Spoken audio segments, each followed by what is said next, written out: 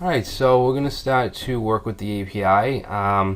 If you go to developers.google.com/YouTube/v3, it gives you a ton of information on what you can do with the data API.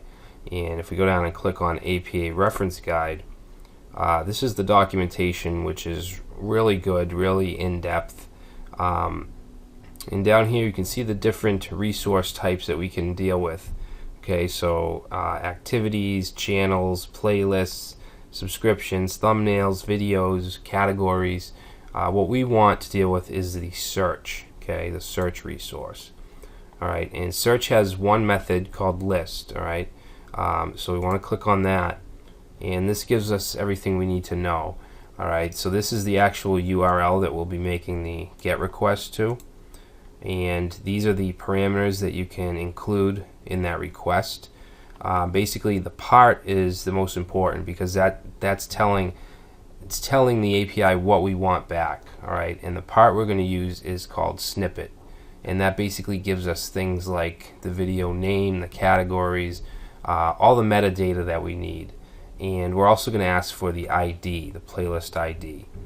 All right, down here you can specify different things for content owner, so you can search videos that's by one person or by yourself. For mine, you can search for videos that are related to another video. Channel ID, so you can search one channel, channel type, event type, location. There's just a ton of information that you can get. We want to look at this Q parameter because this stands for query. Alright, so the query we send through that form, this is what it's going to be stored as. Alright, and then we also want to include the type. Like I said, you can search for channels, playlists, and videos. We only want the videos, so we're going to use type video. And we also need our key. Okay, that's another parameter, is your API key. Alright, and let's see. We're also going to be dealing with next page token and previous page token, so we can have those previous and next buttons at the bottom of our results. And this gives you all kinds of examples in different languages. If we click JavaScript, this is a little different than what we're doing. We're not going to use the client library. We're just going to make straight GET requests through jQuery. But you can use the library, and you can of course use other languages as well. PHP, I've dealt with that quite a bit, and that's really it. And down here we can actually try it. Alright, so let's, for part, which is required, let's say we want snippet, and then down in our query, let's we'll search for web design. And we can specify our max results, all kinds of stuff. And then for, let's see, type, we want video. I don't know if it's video or videos. Let me check real quick. Type video. Alright. So now if we do execute, it's going to give us our response. Okay, so these are the results in JavaScript notation. Okay, so we have, let's see, the channel ID, the title of the video, the description, the thumbnails, links to the thumbnails, the title, channel title, and you can see it gives us, I think, 5 results by default. Alright, so this is where we're going to get all the information to stick in our page. Alright, so let's go ahead and go back to our JavaScript file, and we want to create our search function. Alright, so function search. And the first thing I want to do is set our results div and our buttons div to nothing. Okay, I want it empty, so that if we make a search request, get a bunch of results, and then make another one, we don't want that to be added on top of the other ones. We want the other ones to disappear and then put the new ones in. Alright, so clear results, and we're going to use jQuery to get results. Okay, so what we're going to do is use the HTML method, which is going to set it to what we want, and we just want to set it to nothing. Alright, we're going to do the same thing with the buttons.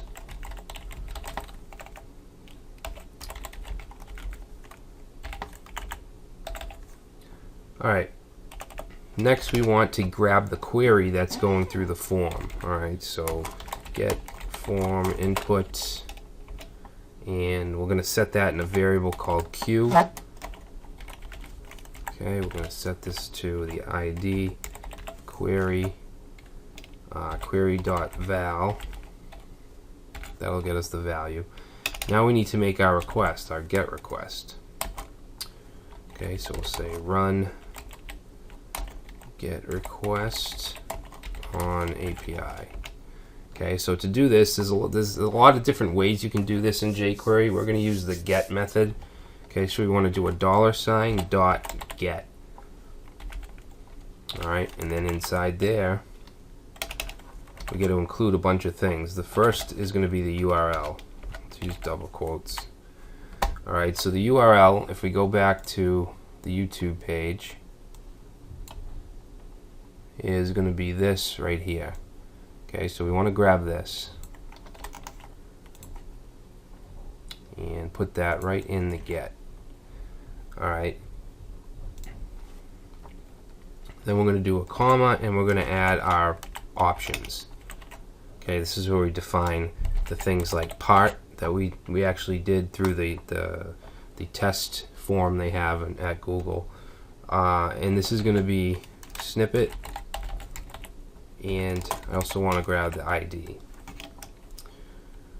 Alright, next we'll have the query, which is a Q, and we made our variable Q as well, so we're going to put that in. Okay, next we want the type, and the type is going to be video. Alright, and then we need our API key. Okay, so actually we don't want quotes here. Key, and then let me just grab that real quick. And you want to put this in quotes. Alright. Let's actually bring this back here, and then we need a comma. So, comma. Now we're going to run a function. Okay, and we're going to pass in the data variable, because we're going to get some data from this request, and then we can use that data. Now, what we want to do first here is we want to get the next page token and the previous page token. Alright, so that if we're on a page that can go forward or backward, we want to know that so that we can so we can add our buttons at the bottom. Alright, so I'm going to create a variable called next page token, and I'm going to set that equal to data dot next page token. Alright, and data dot, that's how we can access whatever. We can access the video title, things like that. Alright, and I'm going to do the same thing for the previous page token.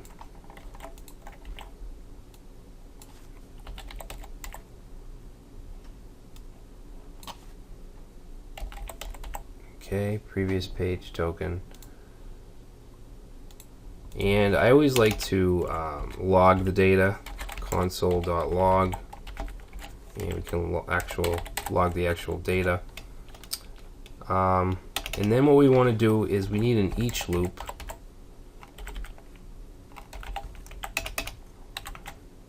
Alright, and then we want to pass in data dot items. Actually, you know what? Let's just check it out. Before we do that, let's check this out in the console and see what we get. Alright, so save that, and then go back to search vids, and I'm going to press F12 for Chrome tools, and then we want to just do a search. Actually, let me reload first. Okay, and we'll say web design. Okay, so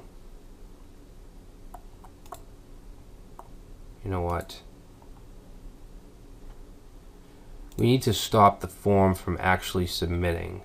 Alright, so I'm going to go back up here. Okay, and we want to go inside the search bar handler, and down at the bottom we're going to grab the search form. Alright, so we're going to say search form dot submit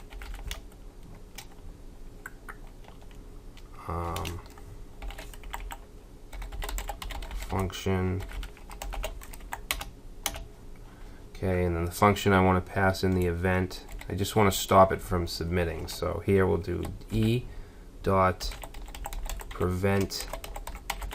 default. Okay, so that's going to prevent the default behavior of the form, and so it doesn't actually submit.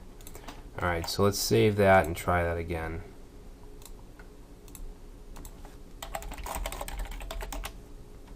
Alright, so now down here in the console you can see that we've logged an object. Okay, if I open that object, we have an items array. If I open that, you can see each option we have in the array, and you can see we have an ID. Alright, and if we click on that, it's going to give us the video ID, and then let's see, right here, no, that's not it. Snippet, here it is, snippet. Open that up and you can see all the results. Okay, you can see the channel title, the description, the actual title of the video, the thumbnails object. Alright, and it's getting 5 results because that's the default. We can change that if we want. Alright, so that it's working, we're making the request. Alright, and we can also see it in our network tab. You can see that this is what it's giving us, the same thing. Okay, so what we want to do is loop through the items. So let's go back down here, and we're going to do our each loop. Okay, so we want to loop through the items, and we can do that using data.items. Alright, data.items, and then for the next parameter is going to be a function.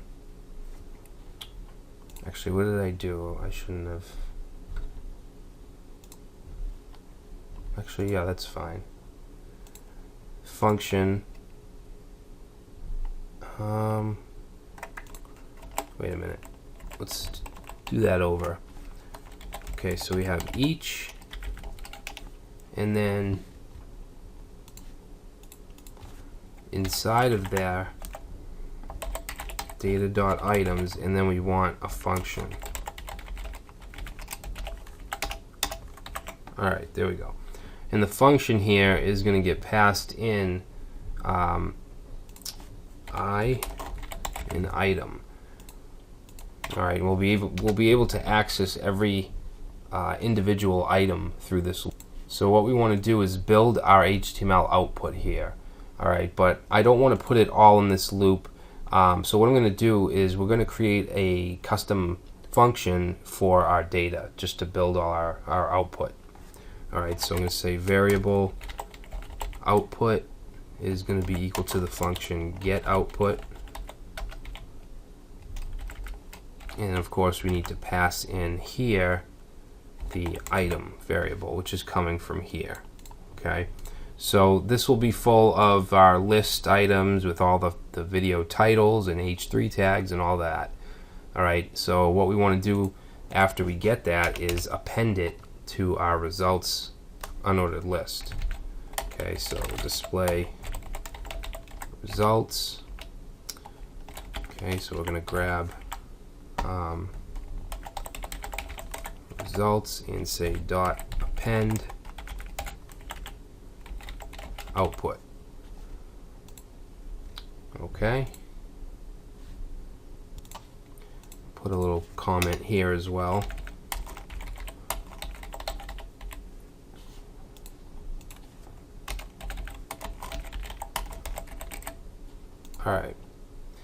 So now what we want to do is build that get output function.